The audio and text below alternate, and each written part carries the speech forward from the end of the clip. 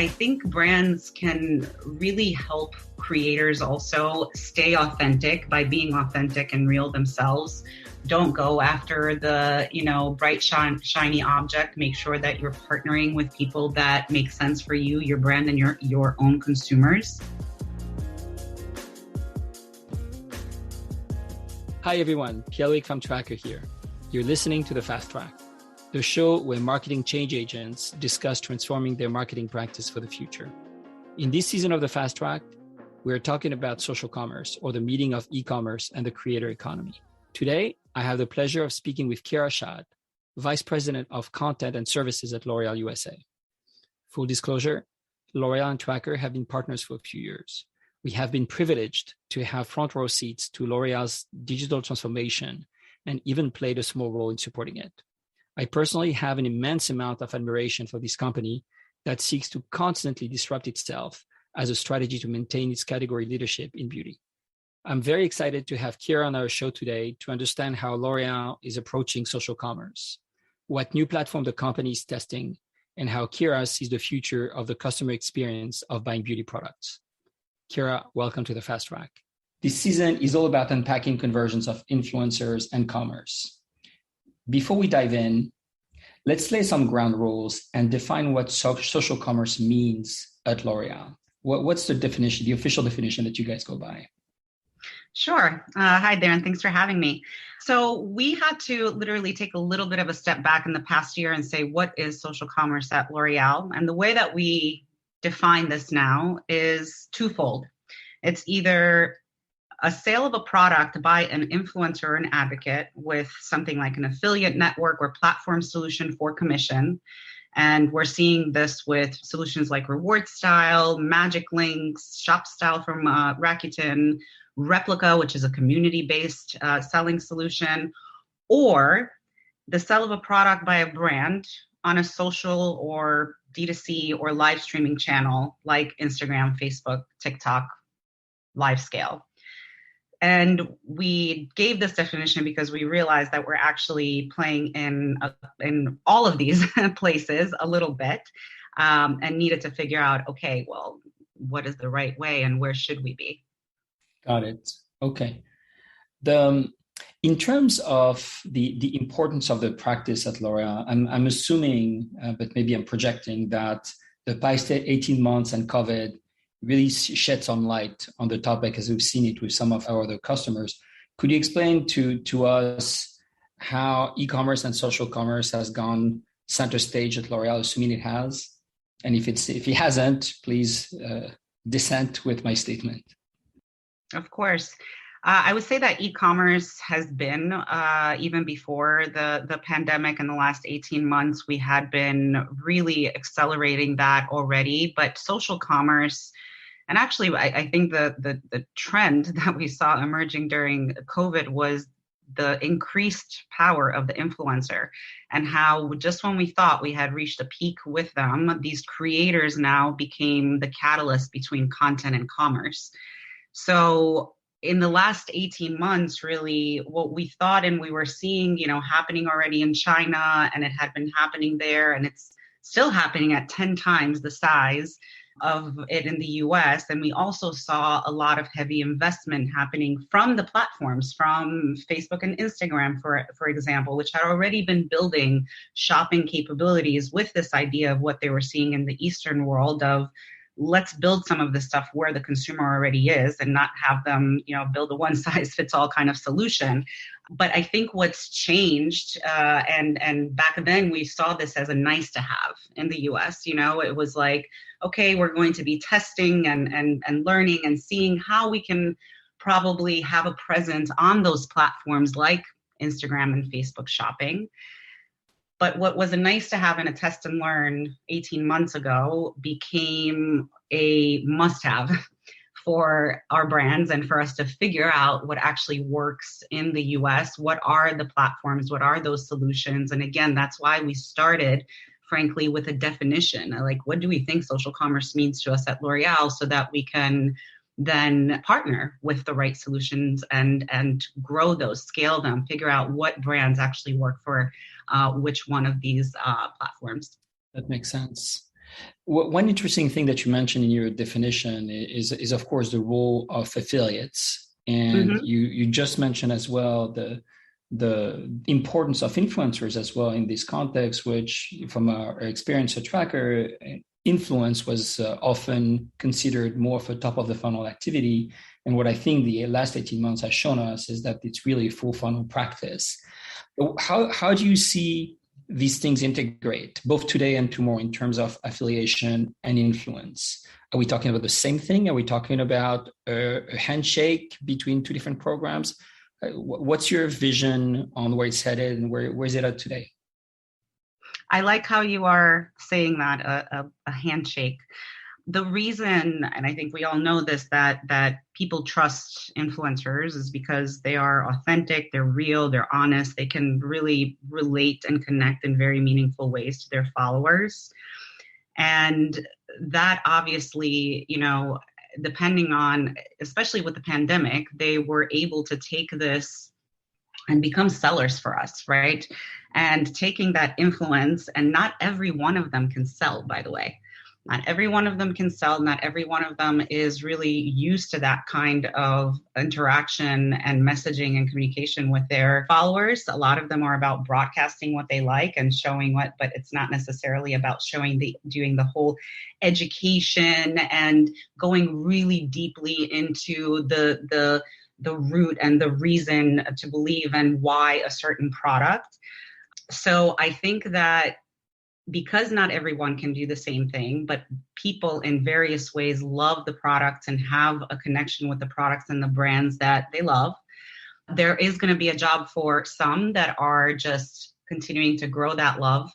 And sometimes they may be celebrities, sometimes they're not. Sometimes they're people like my mother, for example, who loves certain skincare products that I've introduced her to, and now is a complete advocate in her own community. But that doesn't mean that my mother is ever going to sell any of those products on her, influencer or on her social channels. So I think that handshake that you were talking about between what we call advocacy and then these influencers that can sell for us is, we need to also figure out that mix, really, like who are they, who's doing the job for us, so that we're not trying to make all of our influencers sellers and vice versa. Understood. And I think it's a very important distinction to acknowledge that there are different archetypes of influencers, and there's no such thing as a one size fits all where you can turn everybody into a salesperson on behalf of a brand. One additional question as it pertains to this topic of influence and advocacy going into social commerce. Usually, when companies go from topics that are experimental, peripheral to a core business to the topics becoming mainstream, as it seems to be the case with social commerce and influence at L'Oréal, usually you're presented with scalability issues. And the expectation at the same time tend to grow tenfold on outcomes. And so how have you managed this whole sort of the wrestling of fast tracking, in effect, with platforms that are themselves still experimenting, this whole topic of social commerce and influence, and where do you see things work and where do you see things that are still have to be figured out? Sure. So, I think one of the things that we at L'Oréal have, and we're lucky with this, it's a little bit of a double-edged sword, but we do have 35 plus brands. And having that many brands in our portfolio allows us to test and learn in various places. So, we're able to do it a lot faster that way. And the way that we did it, even with this, was, again, taking a little bit of a step back and realizing that the idea of selling and one-to-many type selling is not new to the US. We invented it on QVC with even the BA in store. It's not that, it's the platform itself. So how can we understand where are our consumers already? Where are they engaging? For example, should a brand like Armani, which we do have Armani Beauty, should a brand like Armani Beauty be on Instagram, selling on Instagram with influencers? Should they be more on YouTube? Should they be more in a community style or one-to-one selling opportunities. So we look at the platforms, we look at where our consumers are engaging and where they are already, and we test and learn there, because to your point, sometimes it's the difficult part is that, it feels like Christmas morning where everyone wants the same shiny bike, and we have 35 brands that are like, we all want this. But at the same time, the data that we are now able to get from the platforms, from where we know, and even from platforms like yours, and the reason that we work with Tracker and with other tools to identify where are the conversations happening, who is speaking for us, and what are those brands that they even care about, the categories that they care about, so that we can best inform our strategy about what to test and learn and then fast track. The whole topic of experimentation and leveraging your position of leadership is really music to my ears, because it's so important for a large company like L'Oréal that has such a wealth of brands and markets that you operate in to be able to quickly communicate across the various experiments and campaigns that you run where the best practices are. Because in effect, with 35 brands, technically, you should be going 35 times faster than the competition if they only have one point of reference. Right. On this topic, these type of exchanges and learnings on what's suitable for all and should be applied to everybody versus what's very specific to a brand. So you use the example, does our money belong on Instagram or not?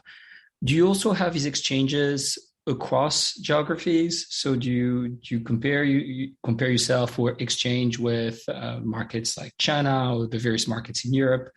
And can you enrich your own experience in doing so? Absolutely. I think that's another one of the benefits of being a part of such a large global network like L'Oréal. And as I mentioned before, we know that, for example, social commerce has been a big deal already in China, and we have a lot to learn from them. When it comes to the Western world, we're probably a little bit more advanced and mature in this topic than some of the other Western markets. So we're constantly learning from each other. We always, if there is a new topic or something that we see accelerating, we make a point to create specific either task forces or groups to discuss the topics, to share learnings and best practices. And we usually look at the leaders in those categories. So in this case, we absolutely looked at China to say, what can you teach us? What can you even teach us about TikTok, for example? Because TikTok, before even had any shopping or selling capabilities, we saw the fact that, the creator, which by the way, YouTube started calling them creators years and years ago, but it's almost like we forgot. We started calling them influencers there for a while, and then TikTok came back and started calling them creators, and it was as if it was a new thing. But we went to China to learn actually what creators are doing there. And even though it's a completely different platform doing in China versus TikTok in the United States, I feel like we've been able to advance on the platform in beauty because of so much that we've learned from our Eastern world partners. So that's the way that we test and learn also. That's why it's never one size fits all. And why before we go big on anything, we make a very choice decisions on, okay, who are we going to go with first? Who do we believe what's the brand that we believe is going to learn the most and be able to have the most learnings from either a solution or a test, and then take the learnings from there in our own market. Excellent. In my years of collaborating with you guys, with L'Oréal, the thing that has constantly impressed me the most is the restlessness that exists across the organization on continuing to challenge oneself, even if you're in a position of leadership, because you could assume that you can just stand still and be happy to own a quarter of the market or the beauty market worldwide. But what I've observed is that there's this constant experimentation that keeps taking place to try to fine tune, improve, test out. That is really remarkable on the part of such a leading group. And on this note, you had mentioned that the social platforms have been themselves launching new product, experimenting, etc. And you just completed, if I'm not mistaken, a pilot with Pinterest. Yes. And I find it fascinating because Pinterest historically is not a huge social platform when it comes to beauty, but still you roll up the sleeves and you go test out something new with them. And I'd love for you to talk a little bit about what you've done there and what you've learned. So Pinterest is very close and dear to me as a platform, and I'm not even going to call them a social platform because that's been an internal debate for us of whether they're a social platform or a search platform. Pinterest is where, and again, I'm a huge user of the platform. I've planned my wedding, my house, my baby, my parties, my dinners, my hair, you name it. I find it on Pinterest first. So Pinterest is where consumers engage in a visual, personal searches, and they don't usually broadcast information, which is what we are used to on other social channels.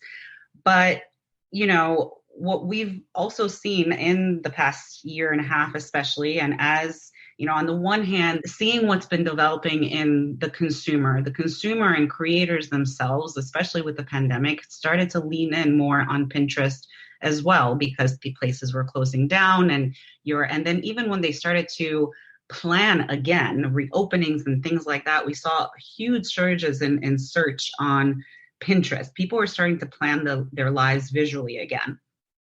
And the other thing that Pinterest itself was doing, just like I mentioned about Facebook and Instagram, is building new formats and tools. So when we learned about one of their new formats, we're like, okay, this is the first time that we can actually create content with creators where you can actually see what it is that they are using and the products that they're loving, just like they do on other platforms. But now they're also one step away from seeing this in a very visual way. So we wanted to be first in beauty because also beauty is so key on the platform. Again, we lean into solutions and we try to scale solutions that make sense for us. Pinterest, some of our brands, especially in makeup, already have huge followings. We have a ton of content there. It works really well. So it wouldn't make sense for everyone again, but we do have 35 brands and we said which ones have the most presence there, which ones have the biggest followings and interest on the platform already. And do we have some creators, influencers, celebrity people that already are leaning into the platform and make sense? So it was a very interesting test for us and one that we were happy we were able to do as a first in beauty with them this past summer. That's awesome. Thank you for sharing. And shall we expect from L'Oréal more news coming from Pinterest and more activity there? I think that what this test did for us was we had a hypothesis, which I think now is kind of validated.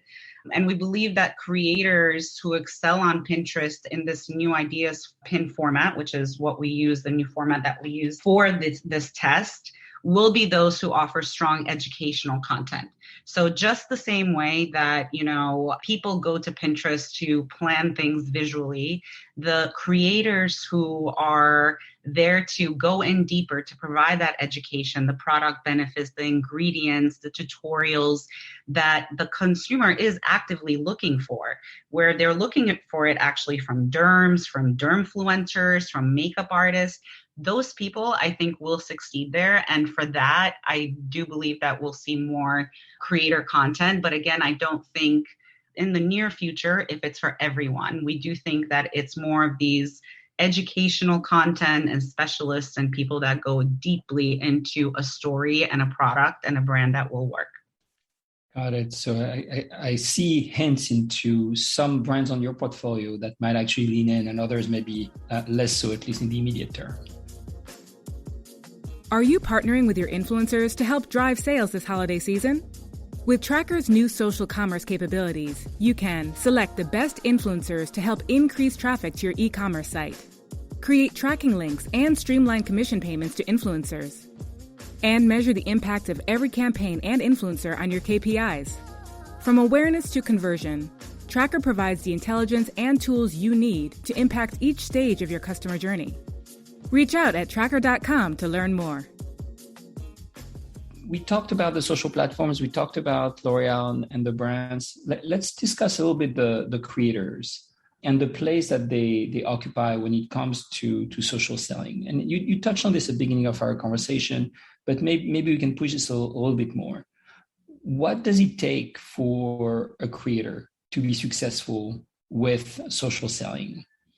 And how can you as a brand partner can help? Sure. So yes, as you said, I think I touched on this a little bit, which is the reason that people trust these creators and when they make their content is because they are so closely related in some way, or they connect in some meaningful way to their actual followers. That's why you follow them. And sometimes brands go for, and I mentioned this also in terms of solutions, the brightest, shiniest object. So if there's an influencer out there or a creator that is doing really well and has millions of followers, then everyone is going to jump after him or her. And I think brands can really help creators also stay authentic by being authentic and real themselves. Don't go after the, bright, shiny object. Make sure that you're partnering with people that make sense for you, your brand, and your own consumers, and really allow them to sell for you in their own way. Because again, when it becomes forced, that's when things fall apart. And I don't think that you can force authenticity. You can't force or buy relevance and connection.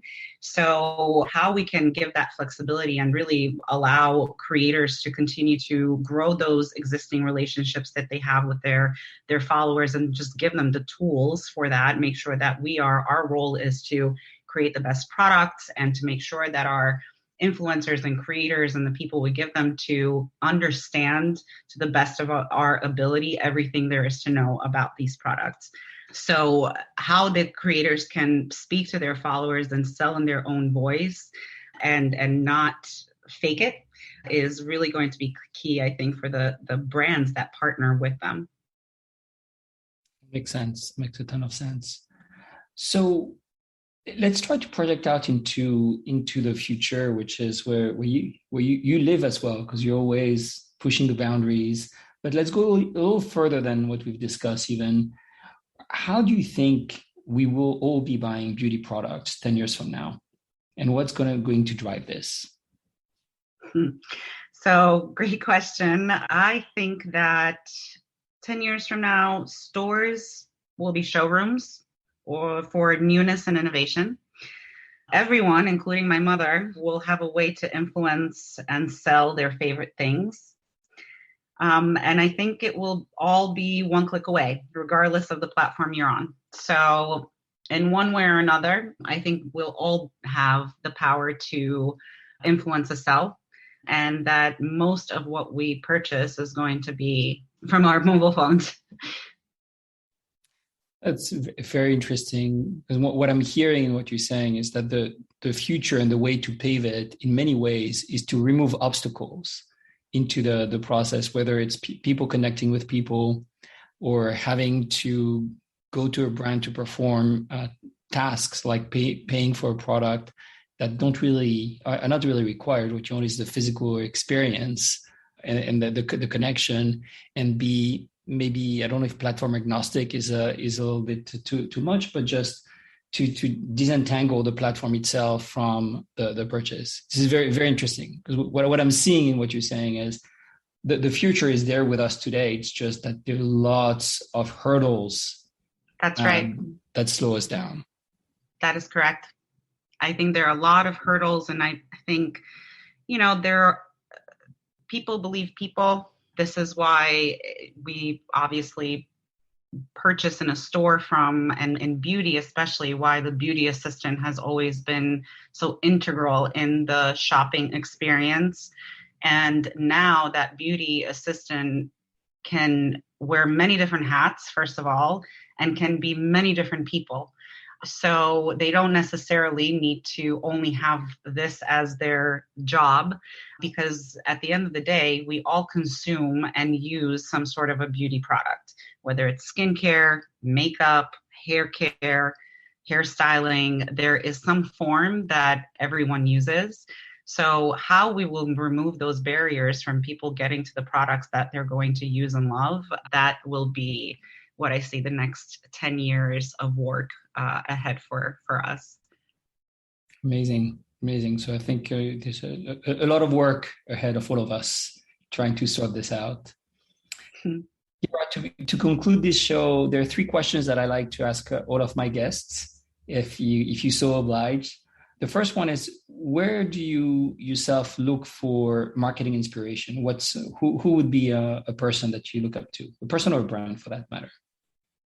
Well, a brand I'm going to say is Nike. Always has, always will be. I worked with Nike on the agency side, and I am at L'Oreal today, I would say, because I was so close to Nike on the agency side that I wanted to be able to get as close to a brand and impact the way that I was able to reach a consumer and really connect with them in a meaningful way, the way that Nike does. And I feel that I can do that with beauty.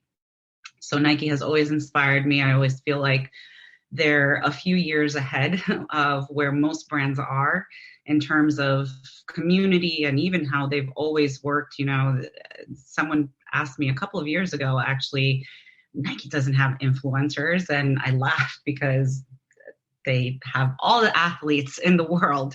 So that's why I've always looked up to them as a brand that I constantly learn from. Amazing. How about a person? Does anyone come to mind that you look up to or seek advice from on a regular basis? So Bosma St. John, the CMO of Netflix, I've worked with her for many years ago when she was at Pepsi, and I was also on the agency side, and she's been an amazing force in the marketing world as a woman and as a leader. So she's someone that I've looked up to and constantly am inspired by and connect with as well. Okay. And what's one source of news that you keep going back to for marketing insights and information? This one. So I have to admit, I do love Behind the Numbers, eMarketer's daily podcast. I do listen to it just about every day. And if I don't listen to it every day, I catch up on them. So awesome. And lastly, what is the next trend or platform that you'll be investing time in? I'm going to say time. I don't know yet about money and all of that stuff, but we're definitely very interested in Reddit. And I already touched on this around our conversation earlier around the creator, but I think advocacy itself is another area that we're going to further define and create a strategy for L'Oreal US. Very exciting. Very exciting. Well, Chira, listen, it's been a pleasure having you. I'm sure, and I'm hoping that the listeners have learned as much as I did today. And I appreciate your time and your insights and your candor. Until my next time in New York for us to meet in person. Thank you. Thanks for this, and I look forward to it. And pleasure working with you guys. Thanks for listening to this episode of the Fast Traack. Tell us what you thought of this episode by emailing us at ft@tracker.com. That is ft@tracker.com. If you enjoyed this episode, please share with a friend and leave a review on Apple Podcasts, Spotify, or wherever you're listening from today. Thanks again, and see you next time.